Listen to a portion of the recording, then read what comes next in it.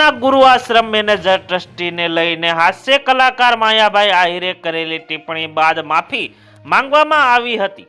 ત્યારબાદ આ મામલો માયાભાઈ આહિર અને તેમના પુત્ર જયદેવ આહિર સાથે ફોન પર વાતચીત કરનાર નવનીત બાલદિયાના નામના યુવક પર 8 શખ્સો દ્વારા જીવલેણ હુમલો કરવામાં આવ્યો હતો। હુમલામાં ગંભીર રીતે ઘાયલ થયેલા નવનીત બાલદિયા હુમલા પાછળ માયાભાઈ આહિર પુત્ર જયરાજ આહિરનો હાથ હોવાનો આક્ષેપ કર્યો છે। તો બીજી તરફ નવનીત બાલદિયાની મદદે કોળી સમાજના આગેવાન અને રાજુલાના ધારાસભ્ય હીરા સોલંકી પહોંચ્યા હતા અને તમામ મદદો ખાતરી આપી હતી।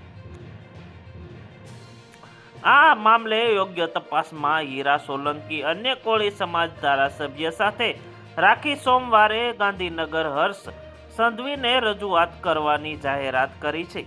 નવનીત બાલદિયા સાથે મુલાકાત બાદ હીરા સોલંકીએ કહ્યું હતું કે એવું કરીને જવાનો છું કે ભવિષ્યમાં કોઈ કોળીનો ચાળો નહીં કરે। સાથે કહ્યું હતું કે આ મામલામાં પોલીસ ગુનેગારો બચવાનો પ્રયાસ ન કરો।